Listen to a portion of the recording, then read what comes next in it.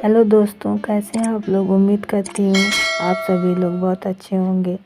ठंड बहुत है, ठंड से बच के रहें।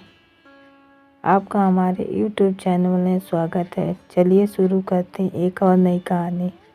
श्रवण कुमार की मृत्यु कैसे हुई, आइए जानते हैं। श्रवण कुमार का नाम उनकी मातृपितृ भक्ति के कारण जाना जाता है। वह अपने अंधे माता पिता के इकलौते संतान थे। एक बार जब वह अपने माता पिता के लिए जलाशय से जल लेने के लिए गए, तब राजा दशरथ के एक बाढ़ के कारण उनकी मृत्यु हो गई थी। जब भी बात माता पिता की सेवा करने की आती है तो श्रवण कुमार का नाम सबसे पहले आता है। बात त्रेता युग की है, जब भगवान श्री राम के जन्म से थोड़े समय पहले श्रवण कुमार नाम का एक बालक था। श्रवण कुमार के माता पिता अंधे थे, इसलिए उन्होंने बड़ी ही मुश्किलों और कठिनाइयों से लड़ते हुए श्रवण कुमार को पाला था। इसलिए जब श्रवण कुमार लायक हो गए तब वह अपने माता पिता की सेवा करने लगे। एक बार श्रवण कुमार के माता पिता ने इच्छा जताई कि वे तीर्थ धाम की यात्रा करना चाहते हैं। तब श्रवण बांस की 2 बड़ी बड़ी टोकरियां लेकर आए और उन्हें बीच में एक मजबूत लकड़ी से बांध दिया। उस तरह वह एक तराजू की तरह बन गया, जिसमें उन्होंने एक टोकरी में अपनी माता को बिठाया था तो दूसरी टोकरी में अपने पिता को बिठाया और लकड़ी के बीच में अपना कंधा लगाकर उठा लिया और अपने माता पिता को तीर्थ धाम की यात्रा पर लेकर चले गए। जब लोगों ने यह देखा कि एक पुत्र अपने अंधे माता पिता की किस तरह से सेवा कर रहा है, तो उनका नाम मातृपितृ भक्त श्रवण के रूप में प्रख्यात हुआ। श्रवण कुमार हर रोज काम करने के लिए घर से निकल जाते थे। उसके बाद वह जंगल से लकड़ियां काटने के लिए जाते और अपना चूल्हा जलाने के लिए लकड़ियां जंगल से बटोर कर लाते। उसके बाद चूल्हा जलाने के बाद वह अपने माता पिता के लिए खाना बनाते। श्रवण कुमार इतनी मेहनत करते देख उनके माता पिता हमेशा यह सोचते थे कि वह कब इस उलझन से मुक्त हो पाएंगे। श्रवण की माता घर के काम करने के लिए श्रवण को मना करती, लेकिन फिर भी श्रवण कुमार अपना कर्तव्य मानकर घर और बाहर का हर काम स्वयं करते थे।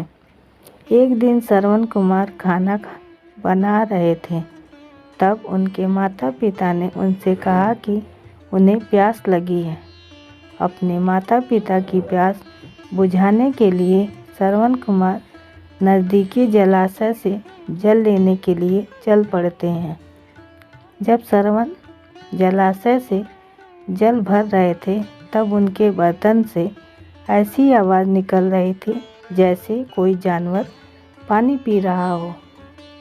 ठीक उसी समय अयोध्या नगर के राजा दशरथ शिकार के लिए जंगल में आए हुए थे। राजा दशरथ के पास शब्द भेदी बाण चलाने की कला थी, जिसमें वह केवल ध्वनि सुनकर अपने बाण को निशाने पर मार सकते थे। श्रवण कुमार पानी भर रहे थे। उनके बर्तन से निकलने वाली ध्वनि जब दशरथ ने सुनी तो उन्होंने सोचा कि वह कोई पशु है जो जल पी रहा है। यही समझकर राजा दशरथ ने उस ध्वनि की तरफ अपना बाण छोड़ दिया। जब वह बाण श्रवण कुमार के शरीर पर लगा तो उन्होंने जोर से चिल्लाया।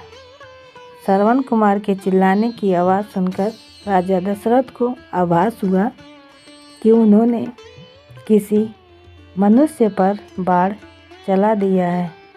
अपने घोड़े से उतरकर राजा दशरथ तुरंत उस जगह पर पहुंचते हैं जहां पर श्रवण कुमार घायल अवस्था में पड़े थे। राजा दशरथ को अपने किए पर अफसोस महसूस होता है और वह मन ही मन बहुत दुखी होते हैं और श्रवण कुमार से क्षमा मांगने लगते हैं। श्रवण कुमार उन्हें धीरज बंधाते हुए कहते हैं कि महात्मा, आप जो भी हों, मेरा केवल इतना काम कर दीजिए। मेरे माता पिता अंधे हैं तथा वह नज़दीकी कुटिया में मेरी प्रतीक्षा कर रहे होंगे। आप यह जल ले जाइए और उनको पिला दीजिए। यह कहकर श्रवण कुमार अपने प्राण त्याग देते हैं। राजा दशरथ को मिला था पुत्र वियोग का श्राप। अपना मुख शर्म से नीचा करके राजा दशरथ श्रवण कुमार से वह जल का पात्र लेकर उसके माता पिता के पास पहुँचते हैं। वहाँ पहुँचकर जब राजा दशरथ उन्हें जल पीने के लिए कहते हैं, तब वह दोनों उनसे पूछते हैं कि उनका बेटा श्रवण कहाँ है। तब मन में दुखी होते हुए गिलानी से भरपूर राजा दशरथ उन्हें सारा वृत्तांत बताते हैं कि वह उनके अपराधी हैं तथा उनके भूल के कारण उनके पुत्र श्रवण कुमार की मृत्यु हो चुकी है।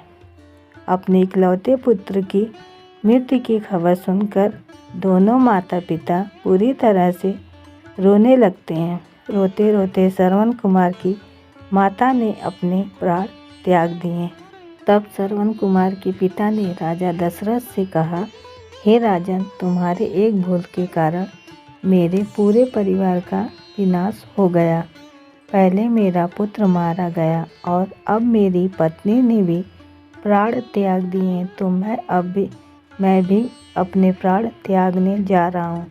इसलिए मैं तुम्हें श्राप देता हूँ कि जिस तरह आज मैंने अपने पुत्र के वियोग में अपने प्राण त्यागे हैं, उसी तरह तुम भी भविष्य में एक दिन अपने पुत्र के वियोग में प्राण त्याग दोगे।